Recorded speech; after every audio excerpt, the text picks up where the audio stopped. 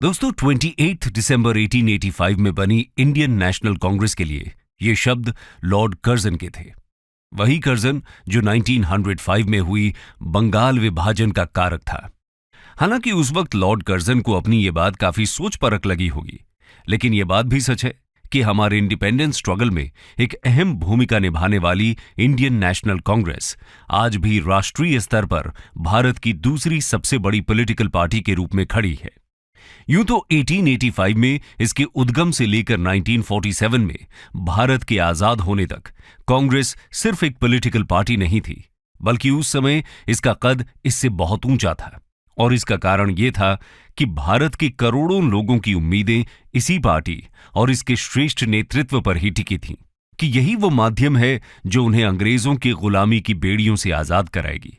अब उस समय इस पार्टी का क्या वजूद था, इसके बारे में तो हम सब ने बहुत डिटेल में पढ़ा है, पर क्या आप इस पार्टी के भारत की आजादी के बाद के सफर को जानते हैं? अब आप पूछेंगे कि भाई इस सफर में ऐसा क्या खास है, तो हम आपको बता दें कि ये सफर इसलिए खास है क्योंकि ये ऐसे उतार चढ़ाव से भरा है कि मानो कोई रोमांचक थ्रिलर फिल्म चल रही हो। अब आप ही बताइए, भारत के अब तक के 17 जनरल इलेक्शंस में से 7 में पूर्ण बहुमत और 3 अन्य में कोalition गवर्नमेंट बनाते हुए देश में 5 दशक से ज्यादा राज करने के बाद भी अगर आज इंडिया की इस ग्रैंड ओल्ड पार्टी के रेलेवेंस पर ही सवालिया निशान लगाए जाने लगे हैं, तो इसकी कहानी तो रोचक होगी ही। यही नहीं, बहुत से पॉलिटिकल साइंस एक्सपर्ट्स और एनालिस्ट्स का तो यहां तक मानना है कि आज की ये कांग्रेस वो कांग्रेस है ही नहीं जो 1885 में बनी थी। तो ऐसे में प्रश्न उठता है कि फिर ये कौन सी कांग्रेस पार्टी है, और अगर ये वो असली इंडियन नेशनल कांग्रेस नहीं है तो फिर असली आईएनसी का क्या हुआ? अब ऐसे में इन प्रश्नों का उत्तर देने के लिए हमारे लिए इस पार्टी के इतिहास को जानना बहुत जरूरी है। तो चलिए आज हम इंडियन नेशनल कांग्रेस के इसी सफर की बात करते हैं। लेकिन दोस्तों, उतार चढ़ाव से भरा कांग्रेस पार्टी का यह सफर किसी रोलर कोस्टर राइड से कम नहीं है। इसीलिए अपनी कुर्सी की पेटियां बांध लीजिए और चल पड़िए हमारे साथ इस रोचक सफर पर। Congress under Nehru, one man show. दोस्तों, 15 अगस्त 1947 में जब भारत आजाद हुआ, तब से लेकर 1951-52 में हुए फर्स्ट जनरल इलेक्शंस तक भारत की कंस्टिट्यूएंट असेंबली ही उसकी पॉलिसी मेकिंग लेजिस्लेटिव बॉडी का भी काम किया करती थी। ऐसे में इन जनरल इलेक्शंस में ही पहली बार आजाद भारत की जनता अपने मताधिकार का उपयोग करने जा रही थी। साथ ही ये इलेक्शंस एक प्योरली पॉलिटिकल पार्टी के रूप में इंडियन नेशनल कांग्रेस का भी पहला ही इलेक्शन था। लेकिन इस इलेक्शन में खड़ी होने वाली वो अकेली पार्टी नहीं थी, बल्कि कुल 53 पॉलिटिकल पार्टीज, जिनमें 14 नेशनल पार्टीज भी थी, इस चुनाव में शिरकत करने वाली थी। फिर भी जब इलेक्शंस का रिजल्ट आया तो वो सभी की आशाओं के अनुरूप ही निकला, क्योंकि भारतीय लोकतंत्र के इस पहले महाकुंभ में अपना वर्चस्व स्थापित करते हुए कांग्रेस ने 45% वोट्स और 489 सीट्स में से 364 सीट्स अपने नाम किए थे। यही नहीं, इसी दौरान हुए स्टेट इलेक्शंस में भी भारत के हर राज्य में भी कांग्रेस ने ही अपनी सरकार बनाई और यहां से कांग्रेस के राजनीतिक सफर की असली शुरुआत हुई। जब पहले इलेक्शन के बाद जवाहरलाल नेहरू प्राइम मिनिस्टर की गद्दी पर बैठे, तब कांग्रेस की बागडोर भी उन्हीं के हाथों में थी।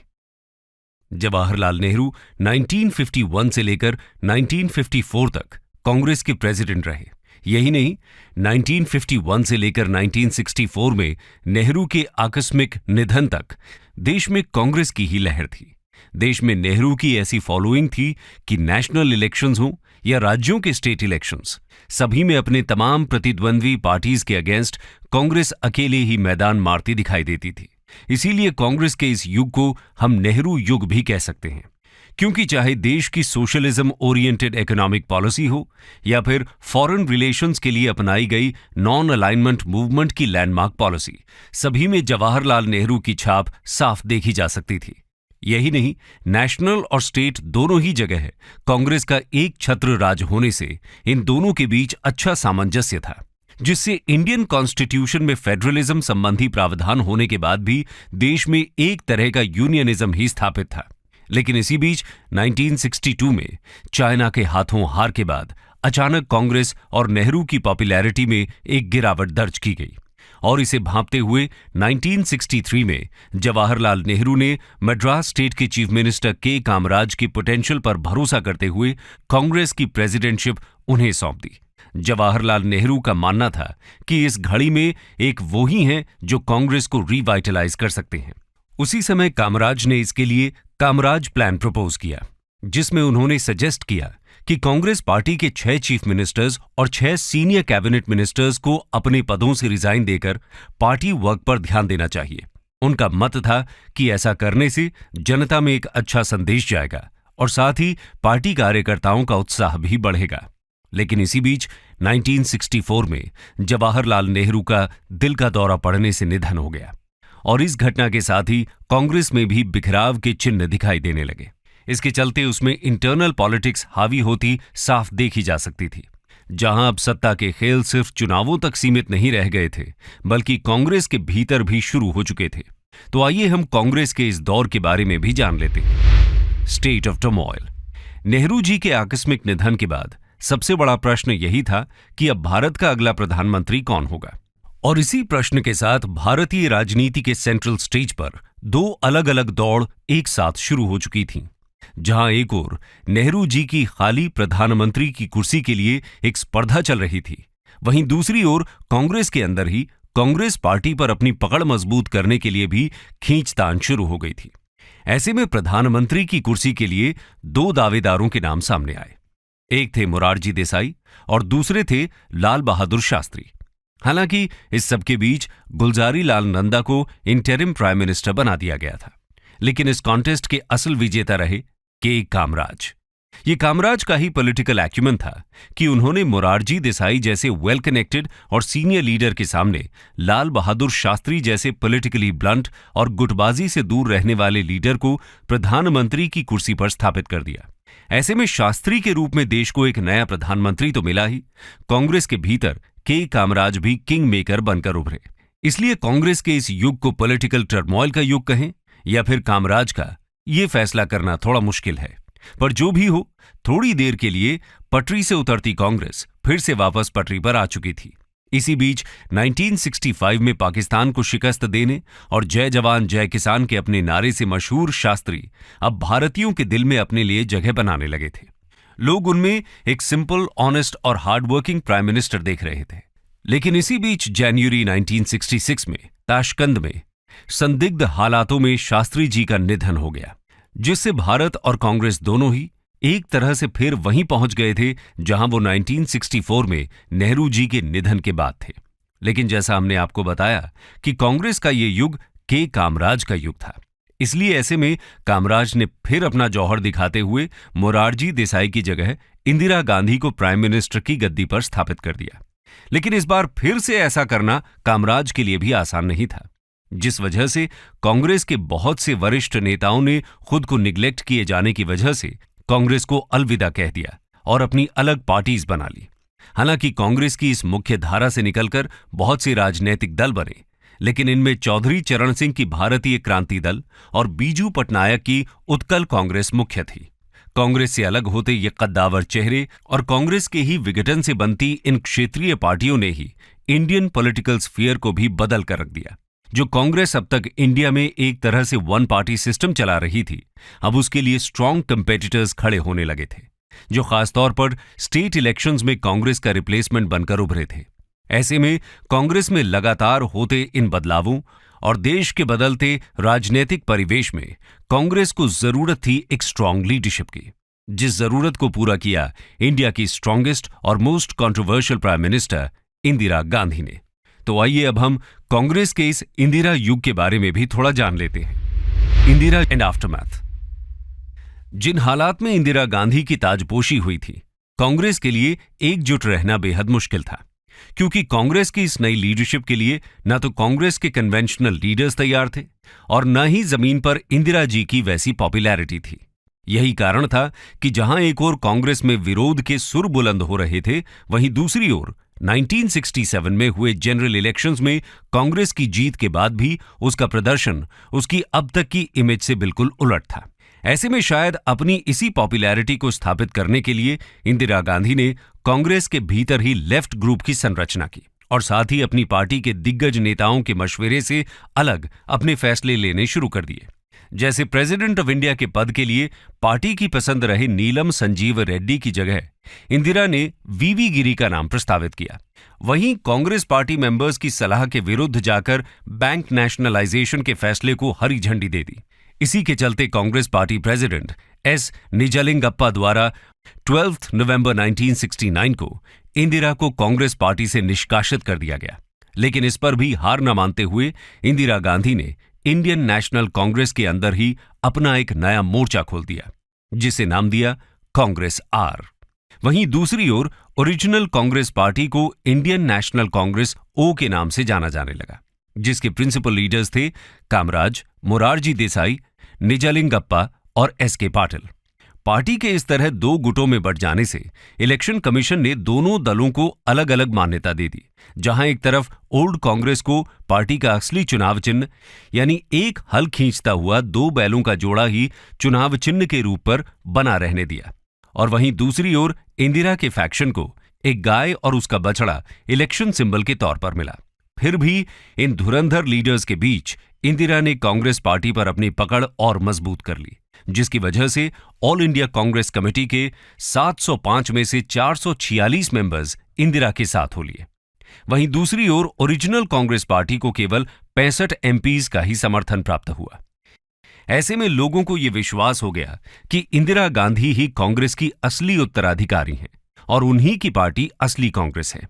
इसी बीच इंदिरा गांधी के गरीबी हटाओ जैसे पॉपुलिस्टिक और ग्रीन रेवोल्यूशन जैसे प्रोग्रेसिव फैसलों की वजह से जनता में इंदिरा गांधी की पॉपुलैरिटी बढ़ी और उनकी कांग्रेस ने 1971 के मिड टर्म इलेक्शंस में लैंडस्लाइड विक्ट्री हासिल की। पर इस कहानी में अगला मोड़ आया 12 जून 1975 को। इलाहाबाद हाईकोर्ट ने इंदिरा गांधी के लोकसभा इलेक्शन को इलेक्टोरल मैलप्रैक्टिस के आरोप में इनवैलिड घोषित कर दिया, जिससे कांग्रेस के भीतर और बाहर दोनों ही जगह इंदिरा गांधी के रेजिग्नेशन की मांग उठाई जाने लगी। लेकिन इंदिरा गांधी ने ये मांग दरकिनार करते हुए सुप्रीम कोर्ट में अपील दायर कर दी। साथ ही इस मामले को लेकर अपना विरोध बढ़ता देख इंदिरा गांधी ने भारतीय लोकतंत्र का सबसे विवादास्पद फैसला ले लिया, जिसमें पीएम इंदिरा गांधी के ही रिकमेंडेशन पर प्रेसिडेंट फखरुद्दीन अली अहमद ने आर्टिकल 352 के अंतर्गत 25 जून 1975 को नेशनल इमरजेंसी डिक्लेयर कर दी। लगभग 21 महीने चली इस नेशनल इमरजेंसी में सभी विरोधी पार्टीज के लीडर्स को बिना उचित सुनवाई जेल में डाल दिया गया। यही नहीं, इंदिरा गांधी की स्टेट मशीनरी और खासतौर पर उनके बड़े बेटे संजय गांधी ने इंडियन मास के लीगल, पॉलिटिकल और डेमोक्रेटिक राइट्स तक की धज्जियां उड़ाकर रख दी। 23 मार्च 1977 को जब ये इमरजेंसी ऑफिशियली खत्म हुई और प्रिजनर्स को रिलीज किया गया, तो लोकसभा के फ्रेश इलेक्शंस होना लाजमी था, क्योंकि इमरजेंसी की वजह से लोकसभा का कार्यकाल ऑलरेडी 2 साल एक्सटेंड हो चुका था। ऐसे में मार्च 1977 में ही इलेक्शंस ऑर्गेनाइज करवाए गए, जिसमें जनता पार्टी के नाम से एकजुट हुए एंटी इंदिरा ऑपोजिशन पार्टीज ने लैंडस्लाइड विक्ट्री हासिल की। यही नहीं, इंदिरा गांधी अपनी लोकसभा सीट बचा पाने में भी नाकामयाब रहीं। ऐसे में यह माना जाने लगा था कि ये इंदिरा गांधी और कांग्रेस का अंत है। लेकिन इसी बीच जनवरी 1978 में इंदिरा गांधी अपने सहयोगियों के साथ मिलकर कांग्रेस से अलग हो गईं और उन्होंने एक नई ऑपोजिशन पार्टी बनाई, जिसका नाम कांग्रेस आई रखा गया। इस नाम में आई फॉर इंदिरा को सिग्निफाई करता था, जो 1996 तक कांग्रेस पार्टी के नाम से जुड़ा रहा। कांग्रेस के इस नए मेकओवर ने मानो उसमें नई जान फूंक दी, क्योंकि जनता गवर्नमेंट की सरकार गिर जाने से 1980 में कराए गए जनरल इलेक्शंस में इंदिरा गांधी की इस कांग्रेस आई ने लैंडस्लाइड विक्ट्री अपने नाम की और इसी के साथ ही इंदिरा फिर प्रधानमंत्री की कुर्सी पर जा बैठी। वहीं 1984 के जनरल इलेक्शंस में इलेक्शन कमीशन ने भी ये डिक्लेयर कर दिया कि ये इंदिरा की कांग्रेस आई ही असल कांग्रेस मानी जाएगी। लेकिन इसी साल इंदिरा की नृशंस हत्या ने पूरे देश को झकझोर कर रख दिया। ऐसे में अनाथ हो चुकी कांग्रेस और प्रधानमंत्री की कुर्सी को एक बार फिर नेतृत्व की जरूरत थी, जिसे पूरा किया इंदिरा गांधी के पुत्र राजीव गांधी ने। लेकिन इन दोनों गद्दियों को young and inexperienced Rajiv Gandhi को सौंपने के साथ ही कांग्रेस के भविष्य को लेकर यह बात भी स्पष्ट हो गई कि अब ये वो कांग्रेस नहीं है जो 1885 में बनी थी, बल्कि ये इंदिरा गांधी की कांग्रेस है, जिसमें अब वंशवाद का बोलबाला रहेगा और इसे उनके पुत्र आगे बढ़ाएंगे। पर इंदिरा की हत्या से स्तब्ध पूरे देश ने कांग्रेस और उसके नए उत्तराधिकारी को अपनी सर आंखों पर बिठाया और यहां से ऐसा लगा कि अब कांग्रेस का ये वर्चस्व ऐसे ही कायम रहेगा। लेकिन लगभग यहीं से कांग्रेस की राह कठिन होनी शुरू हो गई थी। The phase of fierce competition and rise of coalition government. Mid 1980s आते आते भारत का राजनीतिक मंच परिपक्व हो चुका था। कांग्रेस पार्टी से टूटकर बने बहुत से क्षेत्रीय दल अब मजबूत हो चुके थे। यही नहीं, इमरजेंसी, जेपी आंदोलन और जनता गवर्नमेंट के फलस्वरूप बहुत सी नई पार्टीज भी अब दिन प दिन जन्म लेने लगी थी। ऐसे में नेशनल पॉलिटिक्स हो या स्टेट इलेक्शंस, कांग्रेस को कड़ी प्रतिस्पर्धा मिलने लगी थी। इस समय कांग्रेस के सामने सबसे बड़ा प्रतिद्वंद्वी था जनता दल, जो जनता पार्टी, लोक दल, जन मोर्चा और इंडियन नेशनल कांग्रेस से मिलकर बनी थी। ये दल नेशनल लेवल पर अकेले तो कांग्रेस को सीधी टक्कर देने में सक्षम नहीं थे, लेकिन एक दूसरे से गठजोड़ करके इन्होंने कई बार कांग्रेस का तख्ता पलट किया, जिसके चलते लेट 1989 से 1999 तक भारत ने कई प्रधानमंत्री और कांग्रेस ने कई नए पुराने प्रतिद्वंद्वी देखे। साथ ही इसी बीच कांग्रेस का भविष्य समझ जाने वाले राजीव गांधी की 1992 में हत्या कर दी गई। ऐसे में कांग्रेस की बागडोर भी कई हाथों में गई, जिससे कांग्रेस के गिरते वर्चस्व को साफ देखा जा सकता था।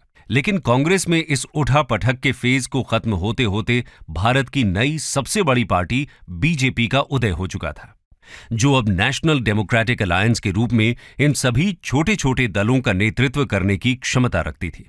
वहीं दूसरी ओर 1996 में कांग्रेस आई ने भी अपने इंदिरा गांधी के समय जुड़े इस आय को अपने नाम से अलग कर दिया और फिर से केवल इंडियन नेशनल कांग्रेस के नाम से जानी जाने लगी। ऐसे में इस नई कांग्रेस ने भी अपनी गिरती पॉपुलैरिटी और बदलते हालातों से समझौता करते हुए गठजोड़ की पॉलिटिक्स शुरू कर दी। तो चलिए अब हम कांग्रेस के इस आखिरी और करंट फेज को भी करीब से जान लेते हैं। The downfall. दोस्तों, मिड 1990s से ही देश के राजनीतिक मंच पर कांग्रेस का वर्चस्व गिरने लगा था। एक सक्षम नेतृत्व की कमी, अपनी गवर्नेंस के दौरान लगे भ्रष्टाचार के आरोप और देश की परिपक्व होती राजनीति में कांग्रेस अपनी जमीन तलाश पाने में स्ट्रगल कर रही थी। इसी बीच जब 1998 में राजीव गांधी की पत्नी श्रीमती सोनिया गांधी को उनके विदेशी बैकग्राउंड और राजनीतिक समझ न होने के बावजूद कांग्रेस प्रेसिडेंट बनाया गया, तो इस पार्टी के डायनेस्टिक पॉलिटिक्स पर मोहर लग गई और तब से लगभग 25 साल बीत जाने के बाद भी कांग्रेस की डोर मुख्यतः सोनिया गांधी के ही हाथों में रही, जिसे बीच बीच में उनके पुत्र श्री राहुल गांधी को भी सौंप दिया जाता है। लेकिन यहां समझने वाली बात यह भी है कि ये पार्टी वो 1885 की इंडियन नेशनल कांग्रेस नहीं है, बल्कि इंदिरा गांधी द्वारा बनाई गई कांग्रेस आई का ही रूपांतरण है। ऐसे में इसका एक परिवार के इर्द गिर्द घूमना समझना मुश्किल नहीं है। हालांकि ये बात सही है कि 1998 के बाद भी कांग्रेस ने 2 कंसेक्यूटिव टर्म्स में देश पर शासन चलाया, लेकिन ये शासन भी यूपीए यानी यूनाइटेड प्रोग्रेसिव अलायंस के नाम से गठजोड़ से ही संभव हो पाया था। उस पर भी इस सरकार को रिमोट कंट्रोल की सरकार कहा जाता था, जिसका कंट्रोल कांग्रेस प्रेसिडेंट के हाथ में था। यही नहीं, अगर हम आज की स्थिति में भी देखें तो कांग्रेस अपने सर्वाइवल के लिए स्ट्रगल करती दिखाई दे रही है। बीते 2 दशक में नेशनल लेवल पॉलिटिक्स में 1980 में जन्मी बीजेपी और स्टेट लेवल पर बीजेपी और उसके बाद जन्मे बहुत से राजनीतिक दल कांग्रेस से उसकी जमीन खींच चुके हैं, और इसका कारण अब भी वही है जो लगभग 2.5 दशक पहले था, यानी सक्षम नेतृत्व की कमी और डायनेस्टिक पॉलिटिक्स। यही वजह है कि धीरे धीरे न केवल जनता इस पार्टी से डिटैच्ड होती जा रही है, बल्कि इस पार्टी के ही शीर्ष नेतृत्व एक एक करके इसका साथ छोड़ते चले जा रहे हैं। पर फिर भी ये बात सोच का विषय है कि इस देश को 6 प्रधानमंत्री देने के बाद भी आज ये पार्टी केवल 2 राज्यों में ही अपने बल पर सरकार बनाने में सक्षम हो पाई है। स्टडी IQ IAS, अब तैयारी हुई अफोर्डेबल।